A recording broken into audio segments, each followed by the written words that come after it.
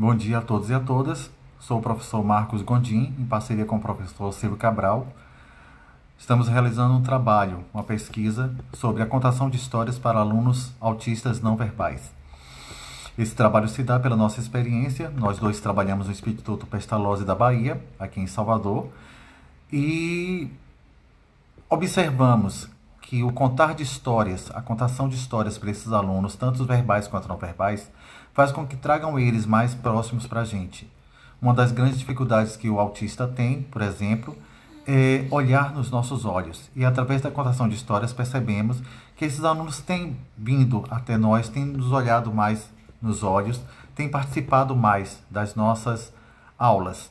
O nosso Instituto Pestalozzi, que funciona aqui na Bahia, é um instituto onde nós trabalhamos a socialização desses alunos, que é uma das comorbidades que existem no autista. E nós percebemos durante um tempo que ao utilizarmos instrumentos musicais, ao utilizarmos bonecos, fantoches, utilizarmos de recursos outros para trazer esses alunos até a gente, tem feito na contação de histórias, que eles nos olhem mais nos olhos, que eles participem. Por outro lado, a contação de histórias pode ser feita também em grupos de alunos normotípicos ou com autistas. Dessa forma, faz com que eles possam interagir com seus colegas, faz com que eles acabem se socializando, que é uma das nossas metas, é exatamente a socialização. Na questão da alfabetização, percebemos também que alguns alunos, quando nós usamos de onomatopeias, como utilizamos de instrumentos musicais, que eles acabam tentando verbalizar algo. Por outro lado, também temos a contação da história diária, onde nós podemos utilizar mecanismos para que esses alunos se comuniquem com a gente, através das chamadas PECs, né? Que são fotos do dia a dia, do cotidiano desse aluno, que nós utilizamos para que eles possam demonstrar o que eles querem. Por exemplo, quero beber água, então tem uma foto lá de um garoto bebendo água. Automaticamente ele vai lá e aponta, quero beber água. Isso é uma forma de comunicação diferenciada. Como é que nós devemos proceder na contação de histórias com esses alunos verbais e não verbais? Vamos verificar o hiperfoco desse aluno. Todo aluno tem um hiperfoco. Dá um exemplo. Eu tenho um aluno que ele tem o hiperfoco em dinossauros. Então eu conto histórias de dinossauros a ele, denomino o dinossauro, dou um nome a cada dinossauro que eu tenho lá na sala de aula e peço a ele depois para escrever o nome desse dinossauro. Esse aluno meu, no caso, é um aluno verbal. Então ele consegue escrever o nome desse dinossauro e construir a partir disso uma história com ele. No caso do aluno não verbal, quando eu começo a contar a história, ele às vezes não presta logo uma atenção, mas logo depois ele vem e chega até mim, me olha nos olhos, pega os bonecos que eu estou trabalhando, tenta construir de qualquer jeito.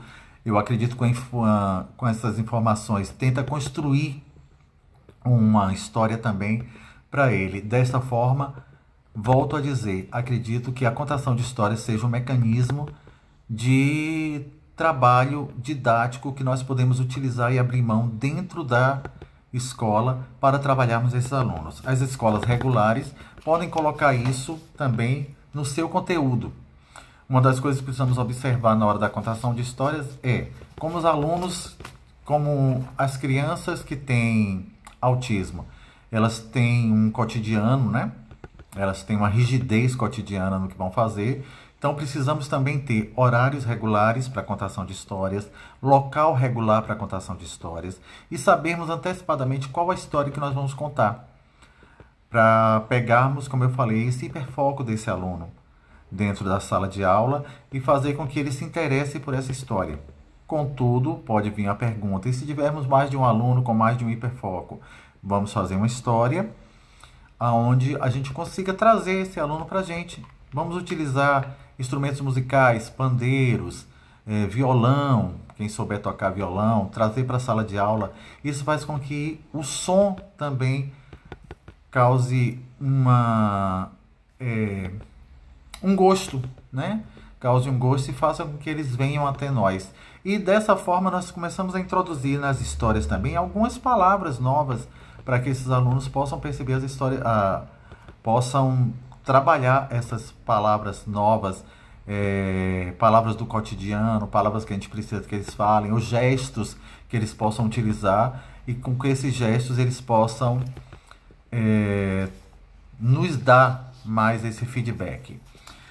O trabalho, como eu falei, está em andamento. Nós estamos ainda em fase experimental desse trabalho. Estamos com alguns alunos ao qual nós experimentamos. Desta forma, não temos ainda uma conclusão desse trabalho e pretendemos levar esse trabalho adiante. Estamos levando esse trabalho adiante, onde nós estamos introduzindo novas histórias, novas formas de contar histórias, novas formas de trabalhar com esse aluno na sala de aula. Então, não existe uma conclusão desse trabalho. O que existe é um experimento desse trabalho em sala de aula, mas já temos, como eu falei anteriormente, algumas coisas que nos dão um alento, que é esse feedback do olhar nos olhos, essa questão deles interagirem, de querer pegar os instrumentos musicais, de querer tocar os instrumentos musicais, de às vezes tentarem cantar, muitos tentam também cantar, e é uma forma que nós achamos que é uma forma didática para trabalharmos com o autismo dentro das salas de aula, tanto nas salas de apoio quanto nas salas de ensino regular. Tanto eu quanto o professor Silvio Cabral, eu, Marcos Gondim e o Silvio Cabral, somos professores de AE, né, que é Assistência à Educação Especial, e trabalhamos no Instituto Pestalozzi da Bahia. Então, trabalhamos já há muito tempo com alunos autistas e estamos sentindo que a contação de histórias realmente traz algo de